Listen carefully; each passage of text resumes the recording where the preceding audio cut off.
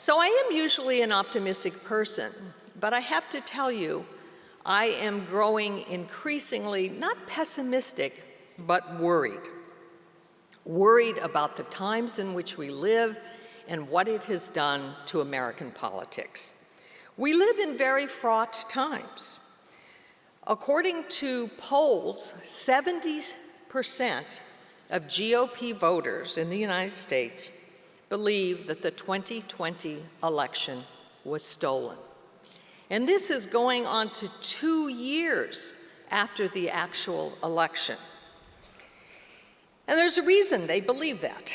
A narrative has been developed, and it's been developed on the basis of former President Donald Trump's effort to convince his voters that he did not lose and that their votes were actually in the majority.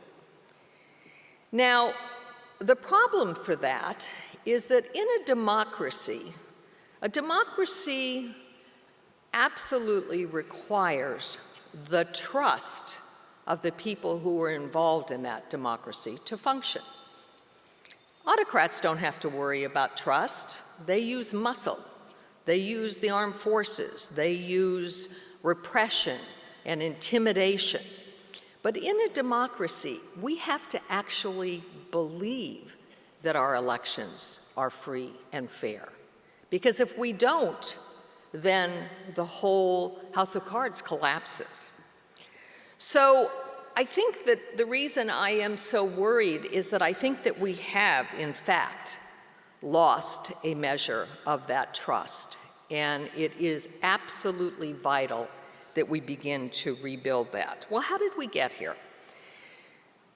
Back in 1996, when I was here and sharing the stage with Mark Shields, we talked about changes that had taken place in the media and the way in which many Americans had come not to trust the media.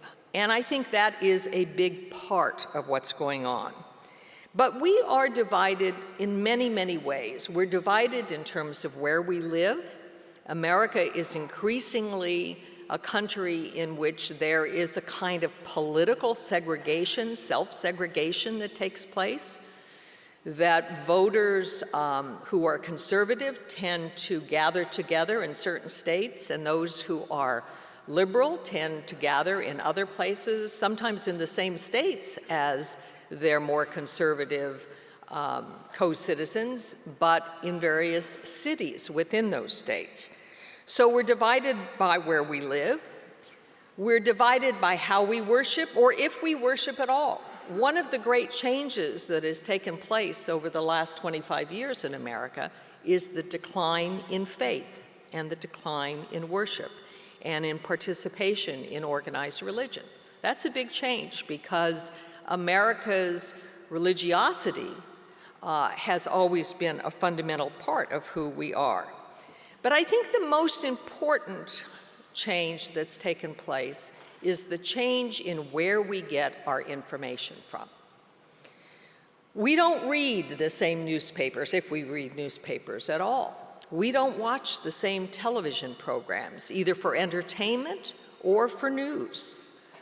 We don't get information necessarily from organized outlets like newspapers or television broadcasts or the radio. We get it often from the internet, and we get it filtered by algorithms that are set up to steer us to people with whom we agree, so that we never hear what people who disagree with us have to say in a respectful fashion. We have no common reference point.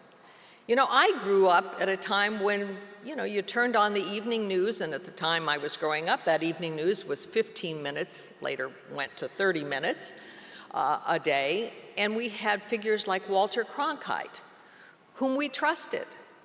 And there were 3 major networks, and we got our information from those 3 major networks, and so we had a sort of common body of information.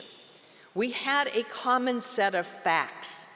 Now, we could disagree on how to interpret those facts, but the facts themselves were not in dispute. That has changed. It has changed dramatically with the rise of the internet, where, as I say, there are algorithms set in place so that if you go on to search Google, or if you're on Facebook, or you're on one of the various sites, Reddit or other places that gather news, the algorithms will direct you to stories that they think you're going to agree with. And that, I think, is a big problem. There's also the problem that on the internet, there are no fact checkers. There are no editors, as there are in newspapers, or producers and editors and television and radio programs, who do at least a modicum of due diligence in checking out stories before they air them.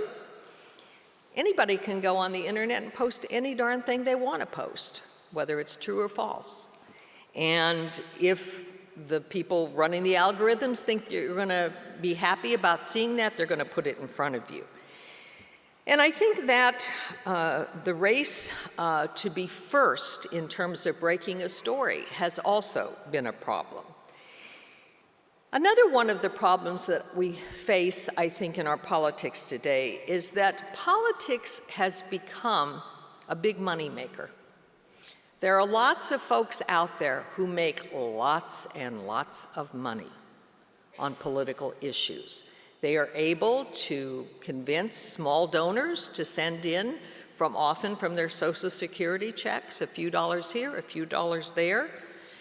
And again, it's all geared towards trying, number one, to scare you, and number two, to make you think that you are a victim and that there are lots of enemies like there, and if you don't send your hard-earned or well-deserved money to try to fight that you're going to be overcome.